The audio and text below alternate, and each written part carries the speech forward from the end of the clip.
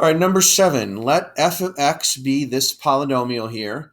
Part A, find the x-intercepts of f.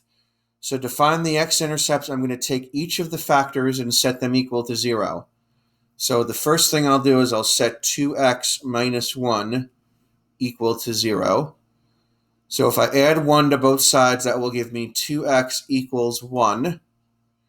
And if I divide by 2, I'm going to end up with x equals a half. So x equals 0.5. Okay. I can now take x plus 1 and set that equal to 0. So I'm going to get an x-intercept of x equals negative 1. And now I can take x minus 4 and set that equal to 0. The fact that there's a squared there doesn't matter. It just means I'm going to get the same answer twice. So x minus 4 equals 0. I'm going to get an x-intercept of x equals 4. So that is our answer to part A. There are 3 x-intercepts, a half, negative 1, and positive 4. Part B. Find the y-intercept of x. Now this one I'm going to do a little different. This one I'm going to have to rewrite the original polynomial. So I'm going to rewrite it as negative 2 times 2x minus 1 times x plus 1 times x minus 4 times x minus 4. This is where that x minus 4 squared is going to come in, is that I'm going to have to write it twice. So to find the y-intercept, I'm going to multiply every single one of the constant terms. So multiply all constant terms. So I have negative 2 times negative 1 times positive 1 times negative 4 times negative 4.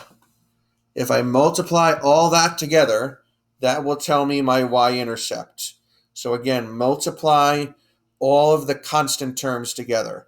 So negative 2 times negative 1, I'm just using a calculator, times 1 times negative 4 times negative 4, and I get an answer of 32. So my y-intercept is 32. Okay. C, find the leading term, the leading coefficient, and the degree of f. So what I'm going to do to find the leading term, I'm going to multiply the term with the largest exponent of all factors.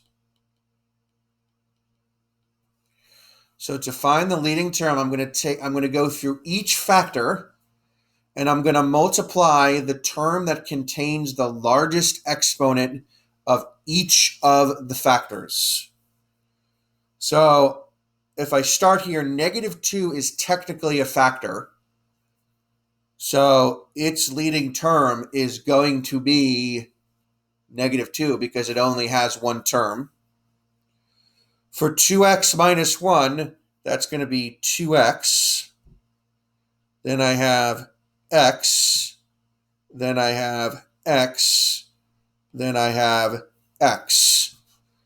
So my leading term is essentially what I'm doing is I'm taking the first term of each of the factors and I'm multiplying them together. So negative 2 times 2x times x times x times x. So this is going to be a negative 4. Okay. And then I have 1, 2, 3, 4. That's going to be a negative 4x to the 4th. That is my leading term. My leading coefficient is the coefficient of that term. So the coefficient of my leading term is negative 4. So my leading coefficient is negative 4. And my degree is my largest exponent. So my largest exponent is x to the fourth. So my degree is 4. So for part C, my leading term is negative 4x to the fourth. My leading coefficient is negative 4. And my degree is 4.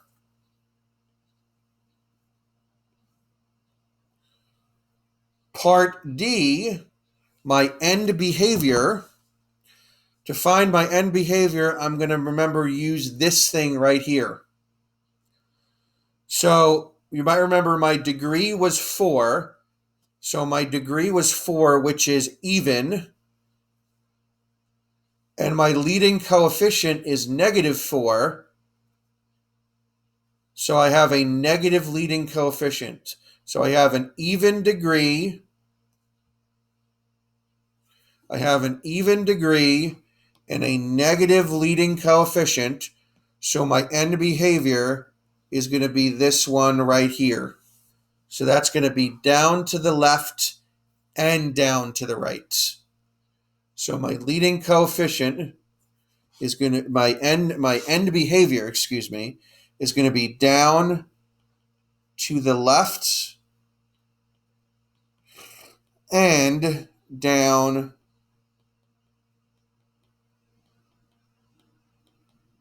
to the right. Down to the left and down to the right.